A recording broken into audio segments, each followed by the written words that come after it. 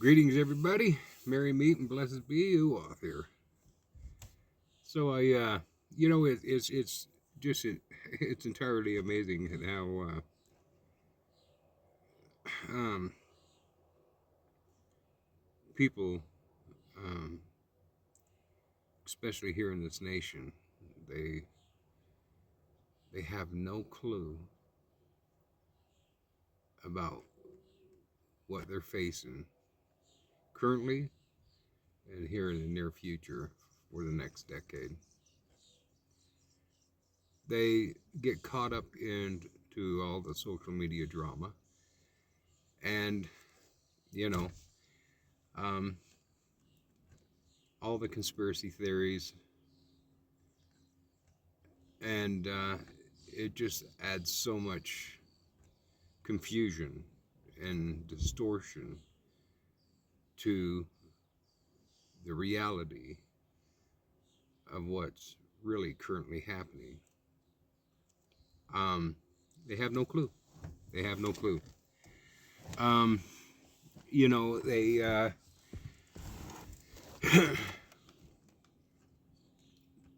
they have no idea of the magnitude of destruction that is coming, and they're so caught up into the materialistic world, the monetary metrics, that all of their conspiracy theories, all of their awareness is tied up into that monetary grid. And that's how the elites like it. That's how the world elites like it, and the governments. They like people to believe that they have no way out. They have no other alternative. Um, that they're pretty much hopeless and helpless, which is totally false. However, um, they don't really recognize the magnitude of the phenomenal uh, occurrences within the weather, the temperatures. Um, they just think that it's just a strange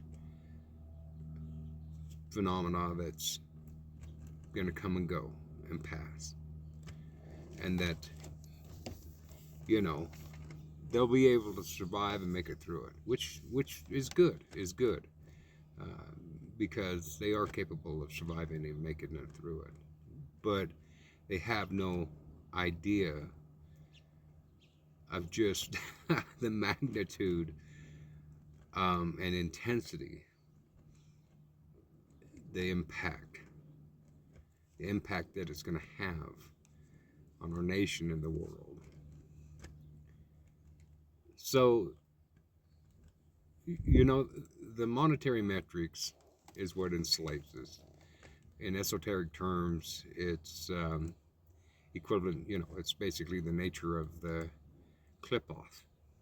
And, and the archons, they're two different pantheons, but they are very, very heavily related in regards to their nature of their existence.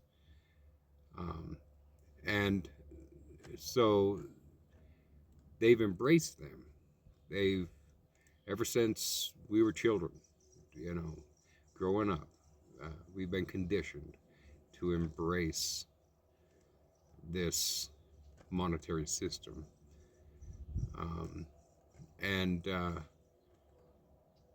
but they have no idea of the changes that are going to occur. Now, this monetary system has become almost impenetrable. Um, yeah, there's no way to basically um, contest uh, any type of you know, enslavement. when it comes to humanity and equality. They keep us divided. They keep us hating each other. They keep us just in all sorts of kind of like emotional drama and chaos and suffering and you know. Anyway, the only way to truthfully collapse a monetary system, because it will change faces. It'll go from physical fiat to digital, etc. The only way to collapse it is to collapse the resources that it relies on in order to maintain that power and control. Consider the resources like a battery, all right? And as long as we participate, the battery serves them. They have the energy, they have the power. When you take away those resources, you take away their power and control. And a lot of people are not really connecting it. And the math is perfectly sound. It's perfectly sound. It's measurable. And a lot of people don't understand just how magically, supernaturally, this phenomena is. So, you know, latter part of September, and I can only go off of what I observe here where I live. Latter part of September and to the first part of October, Utah experienced some of the heaviest rainfall in history. And then the latter part of October just came to a complete stop. Just like somebody flipped the switch. We had thunderstorms coming in. We had, but it just wasn't producing. It just wasn't producing.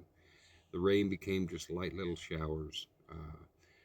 Utah's experienced the lowest snowpack in history for a long time. And then in January, the temperature was up in the upper 50s. And January and February is the coldest months of the year. And then in March, Utah experienced 80 and 90 degree temperatures. In May, in fact, May 12th, Utah, where I live, Utah County, experienced 94 degrees Fahrenheit temperatures, which is extremely, extremely hot for that time of year. Now the temperatures just keep rising. And now we have this super El Nino, and supposedly it's supposed to be bringing a bunch of moisture. But it's kind of chaotic. They really don't know. And that's just the thing, is meteorologists, oceanographers, modern science, they don't have an explanation. It's just a guess. It's just a logical guess.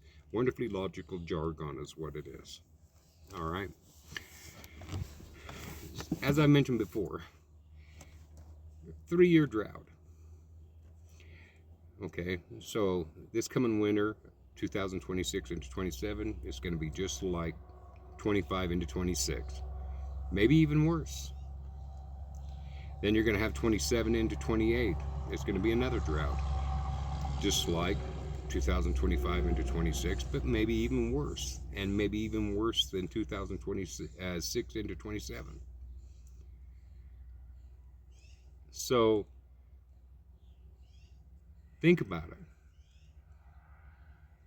Research some of this stuff. What kind of impact would a 3-year drought of the western states have on the entire nation and the entire world? Because weather connects together. What happens in one place is an adverse effect in another. Florida got more snow at the beginning of this year than Salt Lake City, Utah did. Figure.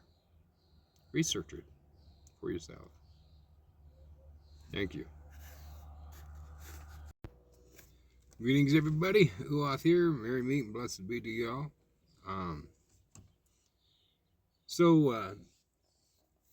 we've had some massive earthquakes, pretty good sized earthquakes and what have you and stuff, along the Ring of Fire, over in Southeast Asia, um, just a little bit north of San Francisco, Sacramento, and then South America. Yeah, well, this is, it's just getting started, man. It's just warming up. You have no idea what's to come. And it's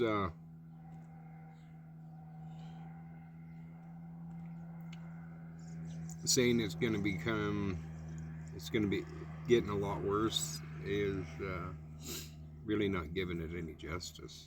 You have no idea. 3 phases. Each phase consists of 3 years.